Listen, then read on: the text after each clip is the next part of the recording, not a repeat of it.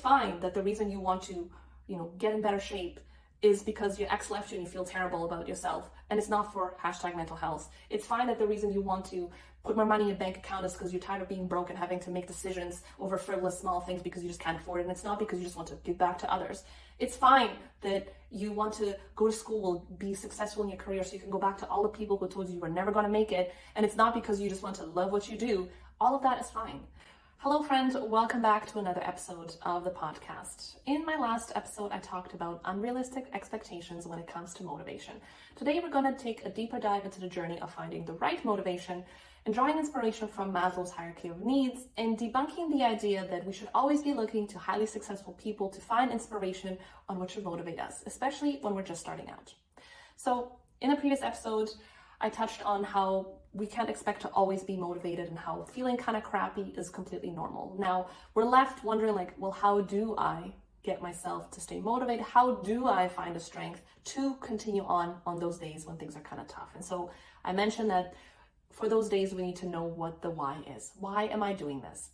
And when it comes to making changes, the question is really, why do we even want to make changes in the first place?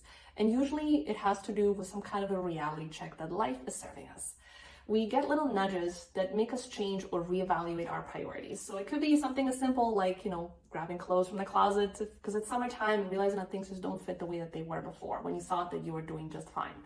Or looking at a project that you are stalling on that just seems to not get done when you thought it was supposed to be done already. Or it could be some significant life changes, like maybe a health scare or parenthood, or just like any kind of a new beginning that is like kind of shifting your priorities in your life. So those moments ignite the change that we want to make, and it propels us to start making different choices. And so what we usually do when we are trying to pursue goals, dreams, and any kind of like bigger things in our lives, we start to look for advice, for sources of inspiration.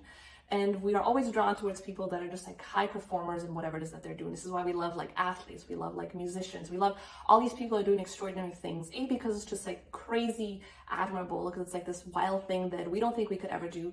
But there's also part of us that wants to like adopt the mindsets. We want to know what they're doing so that we can do it. And when we're looking for inspiration, we will turn to people like that because we think that, well, either maybe it'll help me figure out my deep inspiration for life, or maybe if I can just like copy paste what they're doing, maybe this will also help me. But here's the problem with doing that. Change is a journey.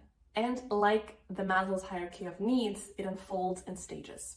So if you're not sure what Maslow's hierarchy of needs is, it's a psychology model that talks about the levels of needs that we have and kind of the order in which we progress through our needs. So at the bottom is like physiological needs like food, shelter, safety. And then once we have met those needs, we can then mentally move forward and seek other needs like belonging and love. Once we have met that, in some ways, we are then moving on to like esteem. So like, how do I feel about myself? What is my place in the world? How do I fit in with everybody else? We're looking then into like, the higher level ones, which is like, what is my purpose in life? And then how do we all fit into all of this? What is like the interconnectedness between all people? And so this seems kind of, out there, might be a little bit outdated at this point. I think they've added a couple more things to it, but it's important to keep that pyramid in mind as we move on with our conversation today. So going back to those interviews that we listened to, anyone that's done like some crazy things in their career, they were moments where they were at the very same place that you were. That moment might have been 10, 15, 20 years ago, but we have that conversation with them today, and they'll ask them, so nowadays, why do you do what you do? What gets you out of bed today? And to be completely honest, whenever I hear people like that talk, the stuff that comes out of their mouth is like the most philosophical shit I have ever heard in my life. And if you don't know the pyramid, it's going to sound crazy. Like they say things like, I just want to push myself to the limit and just see what I'm capable of. It's all about trying to, give back now. At this point, I don't care about the money. I don't even care if I lose everything right now. It's more about the journey. It's about the artistry. It's about the craft of just doing it. And you kind of like, right. And like in your mind, it sounds like something that they're just making up because it's so far out of reach from where we're at. And the reason I said at the beginning, the idea that we should always be looking for people who are so far further along than us, the ones that are at the top of the game, we should be looking to them for advice. It's not helpful to us. Because if we take a look at where you're currently dealing with the reality check that you want to make some changes. And if we're looking at the pyramid and kind of translate it into the levels of motivation, you're looking to somebody who is at the peak. They're looking to like find their place in the world, and they're like beyond their own self now. They're dealing with like the outer things. You are at the bottom of that pyramid. This is not a bad place. There's no good or bad place. It's just a stage. When you're starting out, the main things that will motivate you will probably have a lot more to do with pain, fear, hope. Those tend to be like the three big themes of the things that you feel you need to meet first before you can move on to something else. And the thing that I find kind of annoying as someone that spends time in like the wellness and self-development sphere is that when they talk about motivations and why you should be making changes stuff, it always comes from like the higher end of things. It's always this like pursuing like the best version you can be, seeing what you're made of, giving back. It's like this like fluffy stuff that realistically isn't where most people are at. And I think that it kind of gives this wrong message, like your motivation has to come from this very positive place. It always has to be in this positive trajectory. And if possible, it should have no result aimed at whatsoever. Like it shouldn't matter there's no tangible results. You should just be pursuing the pursuit. That's basically how it sounds. And I find that if you are starting out, whether you don't have a lot of experience doing something, but you really want to start making certain changes, you want to pursue a certain path, or you just haven't seen enough tangible results that you are beyond that stage, the things that are going to drive you aren't always going to be pretty.